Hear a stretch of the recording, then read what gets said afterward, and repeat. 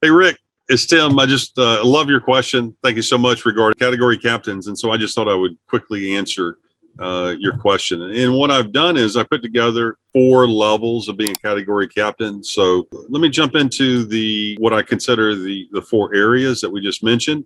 And so the basics, planograms and schematics, those are by location and store type. One of the things that folks drop the ball on, they don't know all the different stores. And so there may be some older stores or stores that don't fit what corporate would say as these are our 3 store types or 4 store types. And so they actually have like 12 different schematics. And it's so frustrating. You do all this work and then you've got a reset team that goes out and they have to, in the store at the moment, they have to make a decision on the schematic at the store level.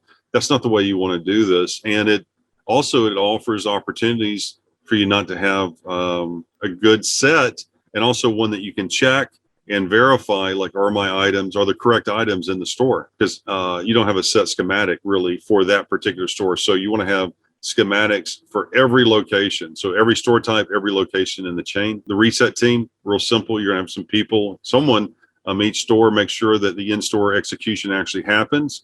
And so you're gonna be responsible for the calendar and for getting manpower, oftentimes getting manpower to each individual store and being there for the reset, making sure you get your product. If there's a problem, the people that are there are going to fix it. And so you have to be there to protect all the space, make sure it all is correct. And the last thing for the basics is you get the stores, the basic assortment. So you put together the product assortment. That's basic, being a captain. So many vendors fall into this area and they think of this kind of as a fact-based selling. It's a sales role, but it's so much more. We want to step up to the next level. The minimum that I would suggest you think about is being a professional category captain. Really, I'd like for you to step into perfection or best in class, or even a master. When you're a professional, you're going to begin to align. You want to align with the retailer strategies and goals. So you need to know those. What is it they want to accomplish? What is their dollar growth goal? What are the unit sales, profitability from the category? You're going to develop the rules and goals of the category, and you're going to put those together, and then you're going to have objective performance standards for the assortment. That's the beginnings of the professional. And then once you're a master, the master category captains, they begin, and you should be doing this at every level, but you begin to really do a full category management methodology. And so you're thinking about shopper, you're making decisions based on the shopper. It's real simple. The category, this is not principle based. You're doing this for opportunity, yes, but these decisions have to be made for the category to grow the category. It's not about principles, business goals. You don't align the category goals with your principles goals. This has to be aligned with the shopper. So the shopper and aligned with the retailer's goals. And that's a big difference for a lot of folks. There has to be dedicated resources. This is not a sales role. This is a category development role. And so it's when you become a master, that shift is important. And we know this, with the different folks that we've met, with different category managers, internal category managers that you worked with. They start to bring consumer data. They're bringing, insights on the category. They're bringing a lot of information about competitive products. They're not showing up with just our items and selling our items. This is about what the shopper wants, what they're looking for, what the share is, segments of the actual category. There's going to be big investments in shopper data. So master category captains are investing big dollars in this shopper data, and they're sharing the information. There's going to be a shopper focused vision. So everything that we're doing is going to be through the lens of the shopper. Is this, thinking about your location, your account, is this a travel center? Is this a neighborhood store? Is this heavy weekday traffic due to a commercial area, business area? You have to have full retailer understanding, and that goes to locations and business operations, business model. You want to create impactful, proven, shared outcomes. So you're going to create outcomes that are not just good for your principal, but are good for the category, good for the retailer, and even good for the competition. It'll work out to be good for the competition as well. Also, you want to have a long-term view, because I know you have a long-term view, but your principal, we don't want this to be a one and done. We don't want this to be 1 year and then they go to another category captain, you want to do this for years to come into the future. When you start to get into what I think are the best in class category captains, they're going to be providing consumer insights from multiple sources, not just one data source, but multiple sources. And that can be spins data, that can be Nielsen data, that's going to be shopper data, shopper information, scan data from various retailers, also success around the country, because and often the category captain is going to be from a national brand, so they're going to have tremendous experience and success with their products. There needs to be strategic thought leadership around the category. It also has to involve the shopper, so the shoppers that come in there, and there's going to be consumer insights on the local shoppers. And so it's really important that these ideas start to germinate and come forward and become actions for the category. There's going to be joint extended category projects. And so that could be something as simple as, say there's never been there's not a lot of demos, but let's just say there's an event, some sort of an event that would be for the category that might take place at multiple stores. So you would build a calendar for that. You would bring that to bear for the store, and it would benefit not only your principal, but it's going to benefit other principals as well, because it's really for the store and for the category. Some of the innovative concepts that the best category captains are bringing, and that's going to be shopper-centric solutions. It's the idea of we're doing things for the shopper, and we're going to make it easier for the shopper. We're going to build ideas and concepts that mirror what the shopper is looking for. We're going to provide those type of solutions.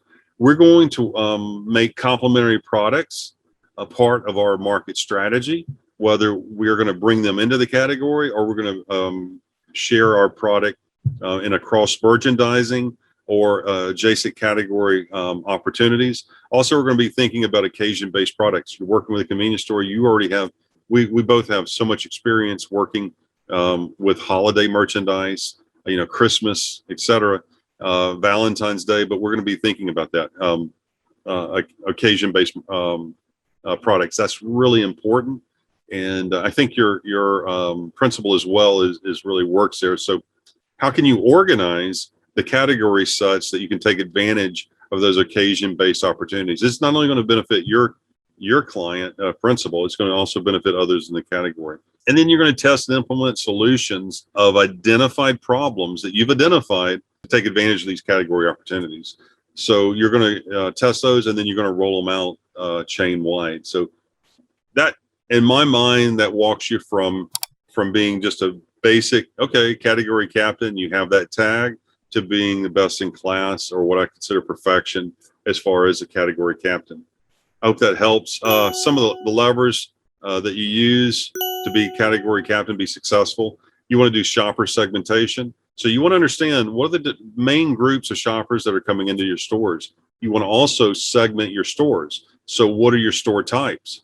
And you want to think about the category as far as store types and groups. You want to group those together. And I mentioned, so if you have a travel center, a neighborhood store, commercial store, whatever the designation is, you want to be sure and understand those store types in relationship to the shoppers in those stores. So they, for instance, a lot of times the retailer is going to share with you store A is so many 100,000 square feet, store B, a type B is this many feet, type C, and they're not really going to give you a lot of information on the shopper. But you need to try to bridge. You want to bridge the gap between understanding the physical set size, so the size of the set, and then the shopper types, so that you can build relevant category schematics for that particular shopper, and they're going to be different. You want to think about how's the shopper thinking about your category. What do they consider a part of the category? What is the shopper behavior? And that goes back, and when you segment it, take advantage of that. You want the shopper insights, and then what you consider shopper KPI. So when you develop a test, or when you have a program, or when you have a product, what is it, the KPIs that you're basing success on? And so you want to have those out. And then you want to do store test. Those are the key levers for that a category captain is going to utilize in being successful. Some of the red flags that you want to look for and think about and mitigate where possible when working with a principal, so that your future category captain is not position is not in jeopardy. Is you do not want to constrain consumer choice. So if your activities and your planning is about constraining consumer choice for the benefit of your principal, you want to be aware of that. Be careful of that. Crowding out emerging brands with less popular legacy SKUs. You don't want to do that. It's just real simple. I mean, it makes sense why you don't want to do that.